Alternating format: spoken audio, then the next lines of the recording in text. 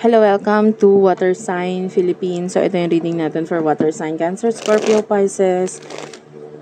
Take only what resonates. Hindi ito magre-resonate sa lahat, guys. Kasi hindi ko talaga makukuha lahat ng energy ng water sign sa mundo. Pero okay lang yon, normal yon. Maybe next time makuha ko naman yung energy mo. If you want, pwede ka naman magpa-personal reading, Jing Tarot Reader. Search mo na lang siya sa Facebook. Ayan, siya yung pwede magbigay ng personal reading sa'yo. And of course, mamimili siya dyan sa comment section sa October po para sa kanyang birthday. Ay mamimili siya ng mga maswerteng mabibigyan ng free personal reading. Ganon din po sa kanyang page at sa group. Mamimili din siya. So, mag-comment ka lang kasi maaaring maswerte kang mapili. Okay? Ni Madam Jean. King of Swords, Water Sign, ito na yung main energies. King of Swords, Knight of Pentacles. Okay.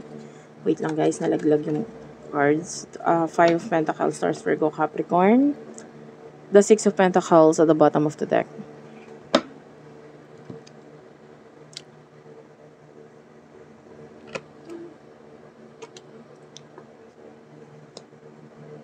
Okay, ngayon pa lang you need to stop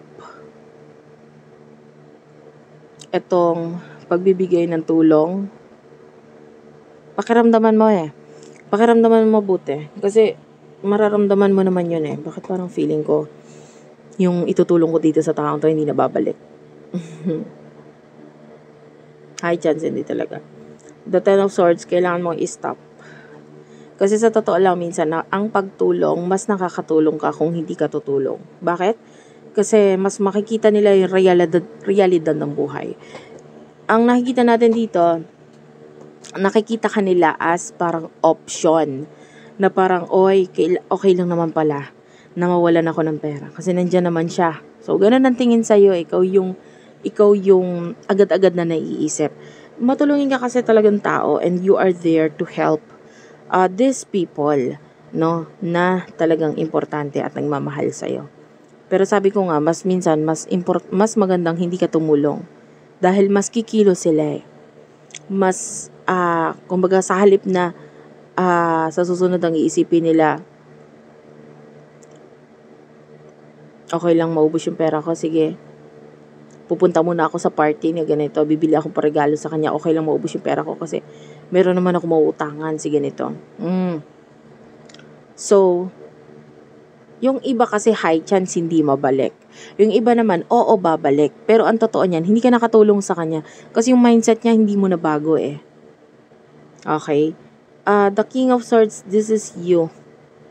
Okay? Na parang medyo bato na yung puso mo pagdating sa ganon. Parang sanay ka nang, hindi babalik yung pera ko. Okay lang, sige na lang. Ganon. Diba? So, with the Nine of Cups, sa totoo lang, wala ka naman dapat pinoproblema. I can see a lot of maayos na pamumuhay para sa iyo. Yung iba success, yung iba stability. Wala ka naman dapat pinoproblema. Pero dahil wala kang pinoproblema, wag mo naman problemahin ang problema ng iba. Yun lang yun. Okay? Kailangan mo tapusin yung pagpoproblema mo sa problema ng iba. So, kuha tayo messages pagdating sa love.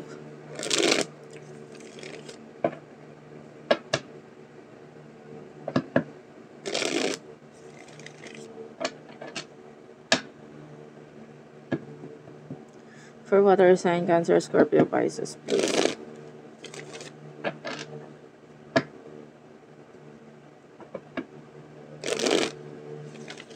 Cancer, Scorpio, Pisces.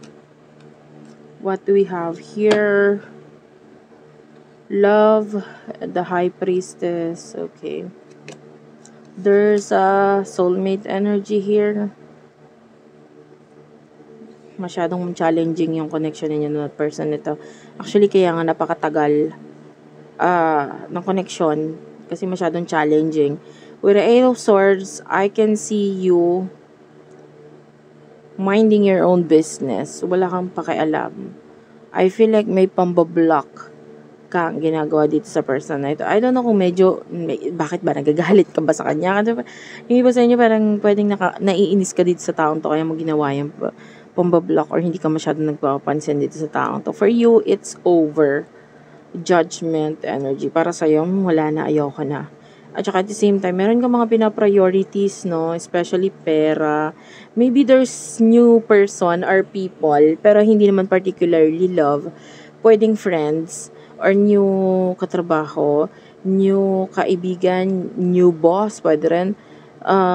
Or mga kapitbahay, o sino man, na parang dumating sa buhay mo, and then these people are now making you happy. Na parang kahit papaano, masaya naman ako sa buhay ko. Parang gano'n. Dahil may mga bagong taong nagpapasaya sa'yo. Okay?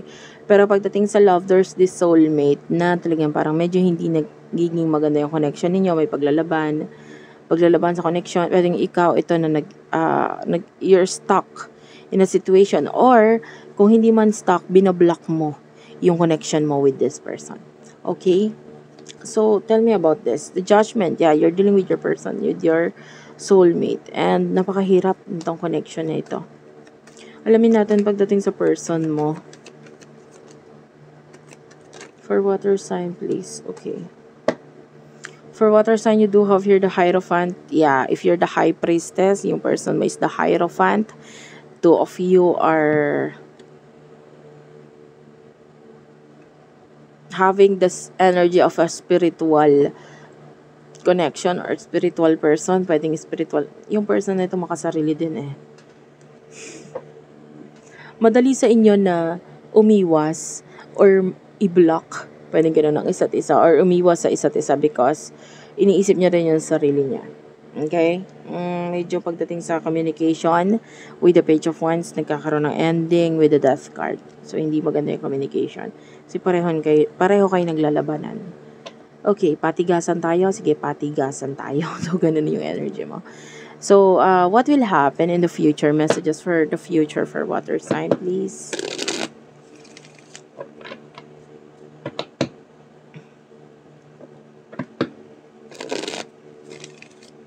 In the future, please, for water sign. Messages for water sign. In the future for water sign. Cancer, Scorpio, Pisces. The Ace of Wands is here. The Queen of Wands. Yeah, I can see a new friend. Yun nga, sabi ko sa'yo, in the future, I can see a new friend or something. Maybe someone na makakapagpasaya sa'yo. The King of Cups, yung attention mo na dito eh. I can see may kinalaman ito sa iyong stability with the Four of Wands. So, kung ano man ito, magiging matagal yung connection ninyo ng taong ito. High chance na friend because the Queen of Wands is like a best friend, a friendly kind of energy. Magiging masaya ka, nakasama mo tong taong to. With the Four of Wands, pwedeng sa bahay. Sabi ko nga, maybe bagong kapitbahay na ganyan. Or sa trabaho, bagong ka-partners, ganyan. So, nakikita natin na magtatagal yung pagsasama ninyo. Hindi ito sa love agad but rather sa something na stable para sa'yo. Okay? Thank you for watching. I love you all. Sana nakarelate kayo, nakaresonate kayo. Please do like and subscribe to our channel, Unicorn Princess Tarot, Madam P TV, Virgo Philippines, Tapit Hapon TV, Water Sign Philippines, Madam P Vlogs, Libra Philippines. I love you all and bye-bye.